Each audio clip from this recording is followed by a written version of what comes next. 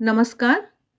आइए सुनते हैं गीता तत्व चिंतन पर आधारित पुस्तक से गीता का प्रयोजन का अगला अंक। जैसा कि आप सबको विदित ही है कि स्वामी आत्मानंद जी के प्रवचनों पर आधारित यह पुस्तक हम क्रमबद्ध रूप से वीडियोस के माध्यम से प्रस्तुत कर रहे हैं।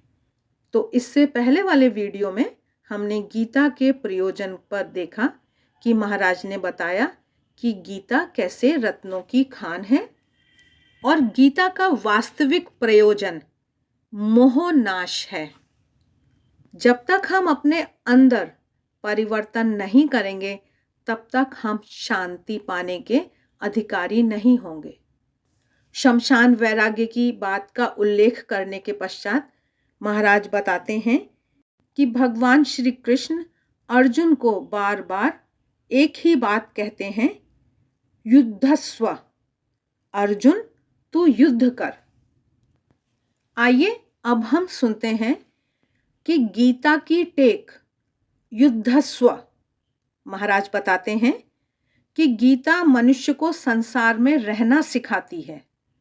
संसार रूपी काजल की कोठरी में रहकर हम काजल की कालिमा से कैसे बच सकते हैं, यह गीता की शिक्षा है। हमें संसार में ही रहना है। भले कुछ समय के लिए हम निर्जन में चले जाएं, किसी गहन जंगल में जाकर गुफा में बैठकर कुछ दिन बिता दें, पर आखिर हमें पुनः संसार के कोलाहल में ही लौट आना है। यह संसार ही मोह का रूप है और इस मोह के मध्य रहकर अपने आप को मोह से बचाना है। गीता के माध्यम से भगवान श्री कृष्ण इसी बात की सीख देते हैं कि मोह में रहकर मोह से निर्लिप्त कैसे हुआ जाए। तभी तो वे बारंबार अर्जुन को युद्ध करने की प्रेरणा देते हैं। वे उसे एक ओर तो आत्मा का उपदेश देंगे, कहेंगे, अर्जुन, आत्मा अजन्मा और अविनाशी है। अद्वैत का सारा निचोड़ अर्जुन के सामने रखेंगे और फिर कहेंगे, युद्धस्व। यही गीता की टेक है। जैसे गीत की किसी गाने की टेक होती है और गीतकार बारंबार उस टेक में उतर आता है, उसी प्रकार यह युद्धस्व गीता की टेक है। चाहे आत्मा का उपदेश हो या लौकिक दृष्टि से विचार हो, प्रत्येक ऐसे विचार के उपरांत भगवान श्री कृष्ण के मुख से अर्जुन के प्रति यही टेक सुनाई देती है। उदाहरण के रूप में दूसरे अध्याय के 18वें श्लोक में भगवान कहते हैं, अंतवंत इमे देहा नित्यस्योक्तः शरीरिणः अनाशिनो अप्रमेयस्य तस्मात् युद्धस्व भारत। हे भारत, इस नाशरहित अप्रमेय नित्य स्वरूप जीवात्मा के ये सब शरीर नाशवान कहे गए हैं, इसलिए तू युद्ध कर। दूसरे ही अध्याय के 31वें श्लोक में कहा गया है, स्वधर्ममपि चावेक्ष्य न विकम्पितुमर्हसि धर्म्यार्थी युद्धाश्रेयोन्यत क्षत्रियस्य न विद्यते। अर्थात अपने धर्म को देखकर भी तू भय करने के योग्य नहीं है, क्योंकि धर्मयुक्त युद्ध से बढ़कर दूसरा कोई कल्याणकारक कर्तव्य क्षत्रिय के लिए नहीं है। यदृच्छया चोपपन्नम स्वर्ग द्वारमपावृतम सुखिनः क्षत्रियः पार्थ लभन्ते युद्धमीदृशम। दूसरे अध्याय का 32वां श्लोक। अर्थात हे पार्थ, अपने आप प्राप्त हुए और खुले हुए स्वर्ग के द्वार रूप इस प्रकार के युद्ध को भाग्यवान क्षत्रिय लोग ही पाते हैं। हतो वा प्राप्स्यसि स्वर्गम जित्वा वा भोक्ष्यसे महिम तस्मात् उत्तिष्ठ कौन्तेय युद्धाय कृत निश्चयः। दूसरे अध्याय का 37वां श्लोक। अर्थात हे कौन्तेय, या तो मरकर तू स्वर्ग को प्राप्त होगा या फिर जीतकर पृथ्वी को भोगेगा। इसलिए तू युद्ध के लिए निश्चय करके खड़ा हो। सुख दुःखे समे कृत्वा लाभालाभौ जया जयौ ततो युद्धाय युज्यस्व नैवं पापम वाप्स्यसि। दूसरे अध्याय का 38वां श्लोक। अर्थात यदि तुझे स्वर्ग तथा राज्य की इच्छा ना हो तो भी सुख दुख, लाभ हानि और जय पराजय को समान समझकर युद्ध के लिए तैयार हो जा। इस प्रकार युद्ध करने से तू पाप को नहीं प्राप्त होगा। मयि सर्वाणि कर्माणि सन्न्यस्याध्यात्म चेतसा निराशीर्निर्ममो भूत्वा युद्धस्व विगत ज्वरः। तीसरे अध्याय का 30वां श्लोक।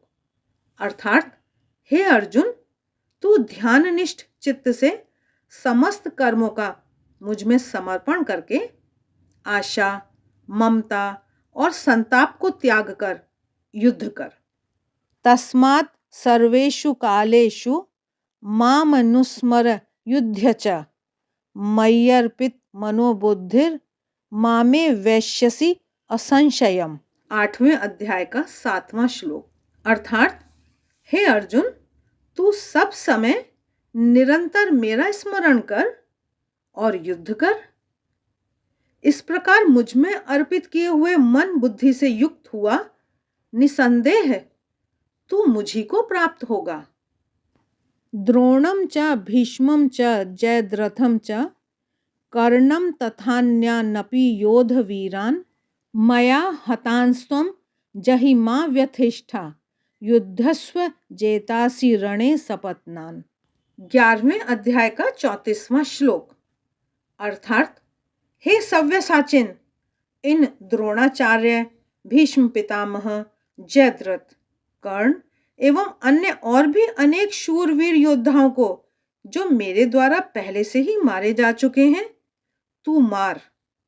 तू डर मत। तू निसंदेह युद्ध में बैरियों को जीतेगा। इसलिए उठ, युद्ध कर। महाराज कह रहे हैं कि इसी को हमने गीता की टेक कहा। जब युद्ध करने आए हो तो फिर मुंह पीछे न फेरो, युद्ध भूमि में पीठ न दिखाओ।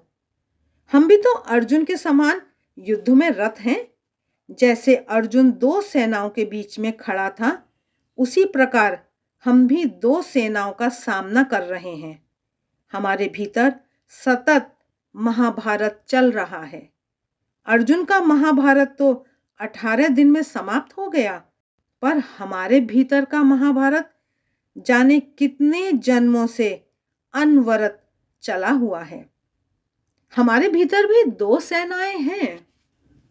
एक है देवताओं की सेना, शुभ प्रवृत्तियों की सेना, और दूसरी है असुरों की सेना, अशुभ प्रवृत्तियों की सेना।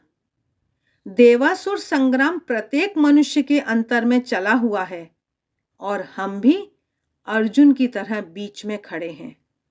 अच्छाई और बुराई की यह ठनाठनी क्षण प्रतिक्षण चल रही है।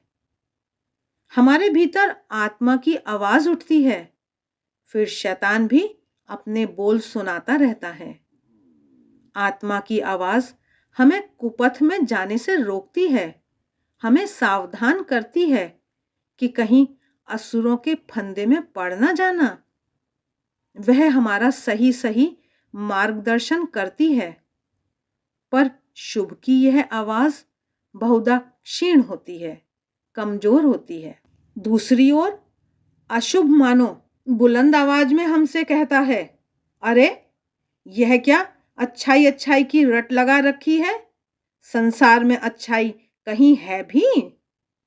छल प्रपंच कपट द्वेष का ही नाम तो संसार है। अगर आगे बढ़ना है तो दूसरों को छलो, अगर संसार में बचे रहना है तो दूसरों को ठगो, सबसे धोखाधड़ी करो, ये न केन प्रकारेण अपना उल्लू सीधा करो।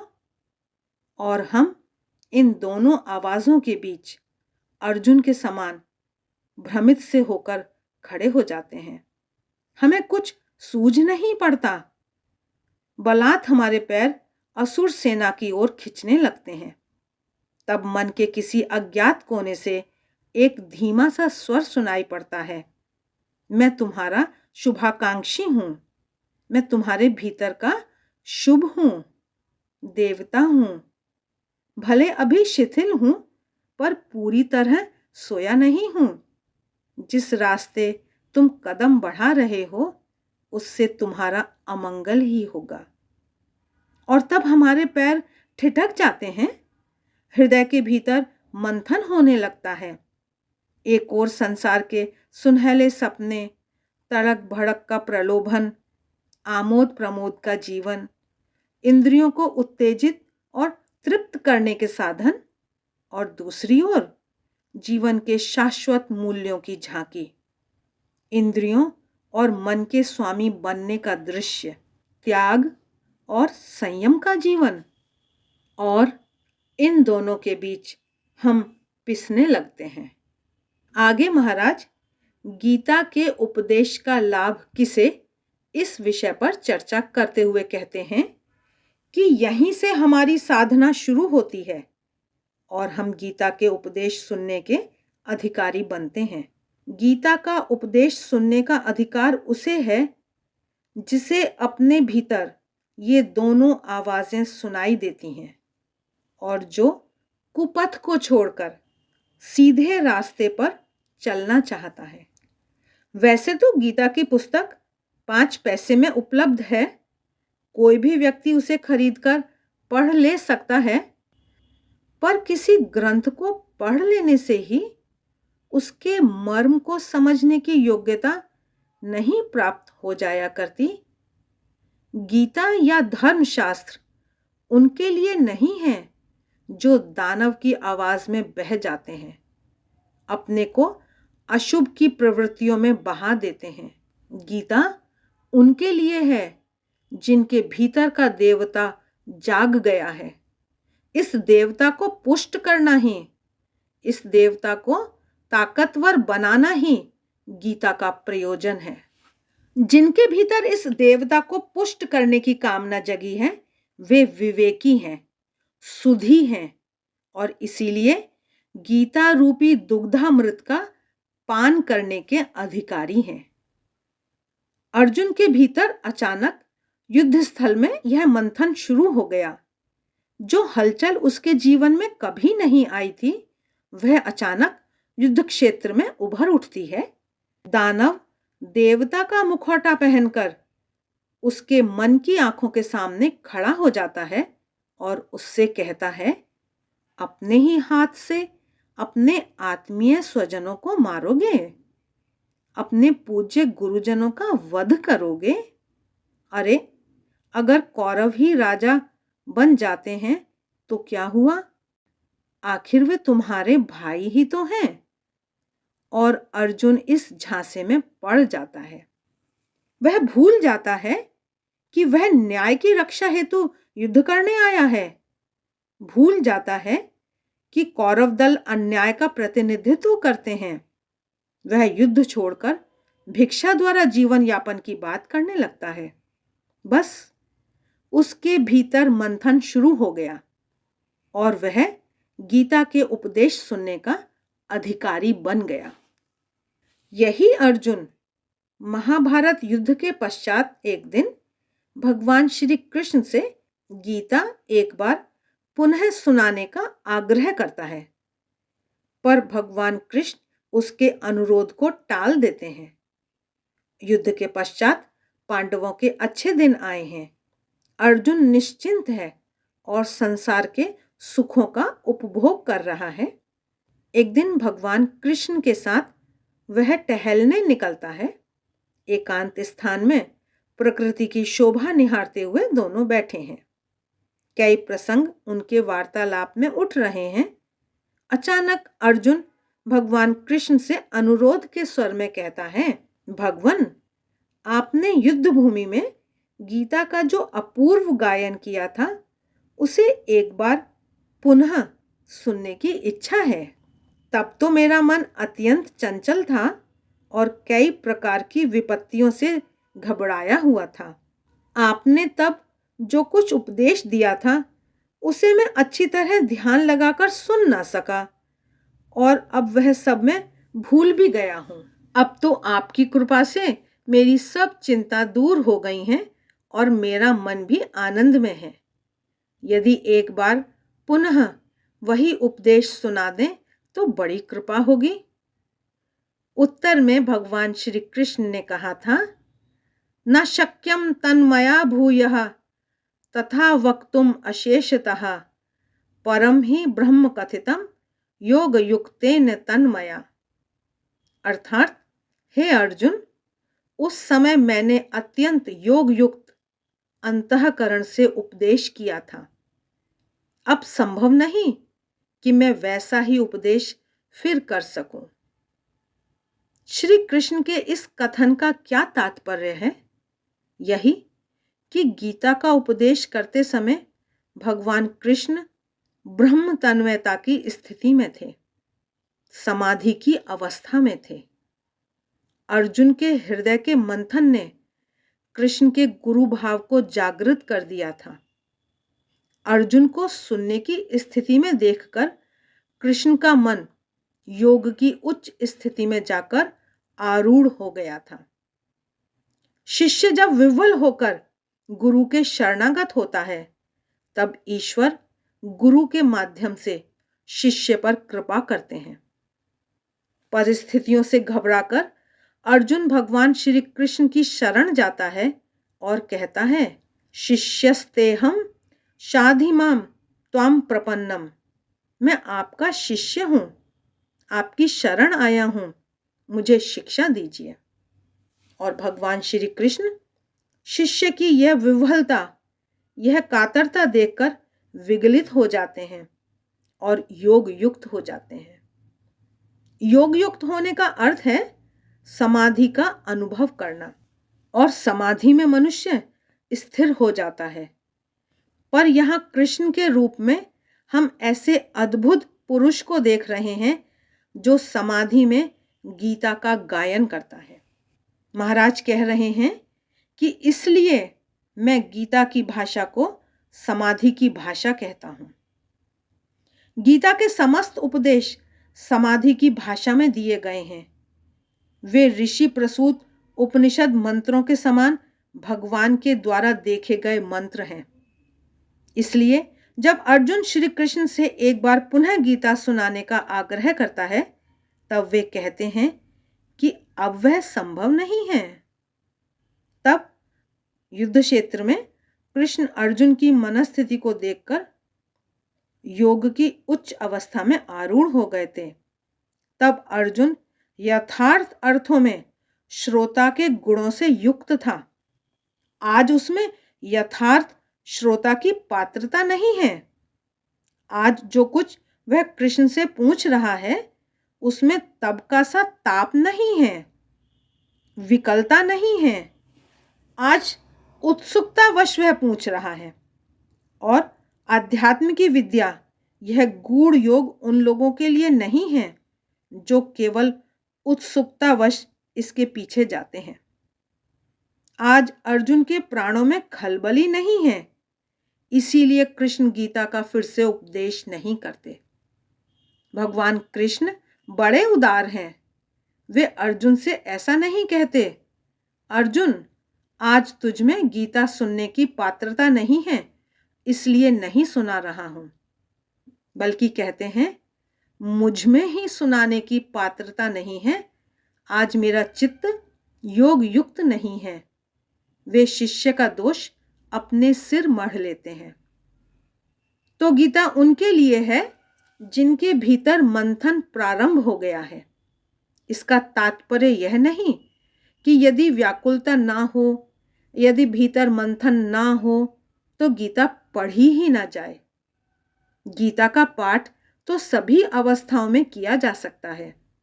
भड़कीले उपन्यास और कहानियां पढ़ने की अपेक्षा गीता के पठन से अवश्यमेव लाभ होगा। और संभव है कि धीरे धीरे पाठक के हृदय में मंथन शुरू हो जाए।